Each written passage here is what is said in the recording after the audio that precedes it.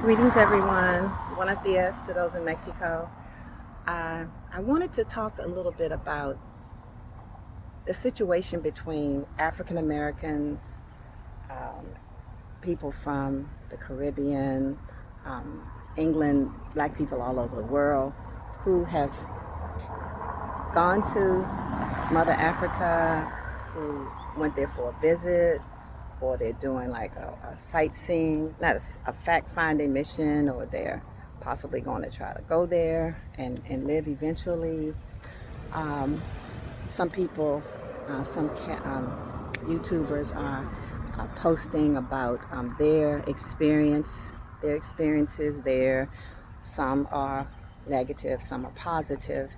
I just want to give my opinion. That's all I can do. I at one time wanted to move there. I wanted to go to East Africa.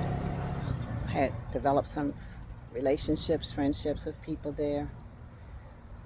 But I decided I would come to Mexico. One thing, it's closer to the United States.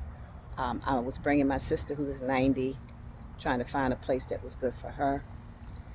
And me, as a single woman, African American, it seemed that we were targeted a lot in Africa, different countries there. Not saying all. I can't say specifically which ones more so than others, but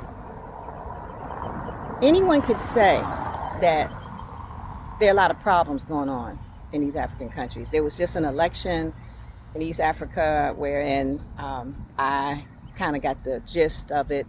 It's like pressure is put on you to vote for a certain person, or the elections are rigged, and so the people are not actually electing a president.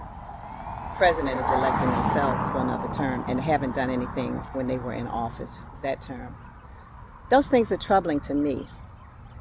For one, and I'm not saying by any stretch of the imagination that things are much better in the United States. The United States is so corrupt, it's not even. But what I'm trying to say is, for a lot of these countries in Africa, still developing, okay, it's taking you back. You're not progressing, okay? And see, me, I don't understand, and maybe it's not what I think it is, but it seems to me like, okay, say for instance, you're African from a country, you're able to go abroad and study, get a degree, and be able to elevate economically. It seems like those people, they don't go back to their country. They live elsewhere, and it seems like a lot of the Africans are trying to put pressure on the African Americans, saying, look, you need to come over here and help us build our country, blah, blah, blah, stuff like that. But we're thinking, why? If we want to come, that's fine. But don't make us feel like it's an obligation that we need to do this. For what reason? I don't know, because we were taken from Africa. We didn't go voluntarily. Okay, what we have endured, that was not of our doing. Okay, so for you to put pressure on us to come back, and like when we get there, a lot of times people are saying that African Americans are being targeted. There's a sucker. Oh, I'm going to get them. All kinds of things that are happening. Land scamming, and just, I don't know. It's just like I said. For me, as a single woman, I just didn't feel at this time, 2025, that it was a good time for me to go live there. I really wanted to. I have friends and associates that I help in my way. Some people think, oh, she's American, she has money. It's not like that. We have more money than maybe you, but it's not that like we're rich, okay? But the fact of the matter is, a lot of us feel we're drawn to Africa. We feel like an obligation in a way, but we do what we can. Okay, we can't go over there like somebody like Samuel L. Jackson, who was very supportive financially of, I think it's Benin, where his ancestry took him. That's a great thing for what he did and what he's probably doing. But a lot of us don't have Samuel Jackson's money. But we have the compassion, we have the longing to want to help. But it doesn't make us a sucker, okay? And I want to point the finger at the leaders of these countries that are doing what they're doing, which is not right. Do you not understand? You can't hide behind a wall, or you can't throw a rock and hide your hand. Everybody knows what you're doing. That's why a lot of the people in other countries, they're saying, well, why are you asking us for aid when you got such and such a amount of money, and what did you do with it? Put it in your people's pocket? Why would we think that's okay? Why would you think that we don't see that or know, acknowledge, understand that that's what is going on, which is, I can't even come up with a word to describe that.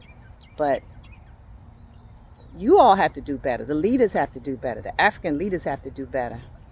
They need to, well, you can't do better if you don't have that mindset, that mentality of you're trying to help your country as opposed to trying to help your family, help line your pockets. When you have your countrymen out there starving and all that, I don't get it. I don't understand how you can do that. And it's been, from what I understand, it's been going on for so long. Okay? It's like a festering wound. So I don't know. It's very unsettling, especially when people say, oh, Africa's so rich. It's rich in this, it's rich in that. Yeah, it's rich and a lot. But what's being done with the riches? If you allow people to come over here from other places and rape, take your resources because you feel that you don't have people in your own country that can handle what they're doing. I don't know why not. Africans are some of the smartest people out there. So why can't you put it in action? Why can't you just make a way where you don't need so much outside assistance? Okay? That way more money will stay in your country. I don't understand. You come to other countries, you go to England, you go to the United States, or other European countries to study and all that. Why don't you bring it back to your country? I think African Americans would be more willing to help if they could see more positive things going on. But when all you see is this, it's just a very sad, negative situation. I guess we feel like, oh my God, what can we do? Money is not the root. It's not going to help everything. You can. What is the thing about the fish? You give the person a fish. That's okay. But if you teach the person how to fish, then they can be self-sufficient. Something like that. But you know what I mean. It has to be more of that going on. You just don't just keep giving, and don't try to enlighten or teach these people how they can be self-sufficient. But just wanted to say that today, and I hope you have a blessed day. If you like my content, please like, share, and subscribe. Have a wonderful day on purpose. Blessings.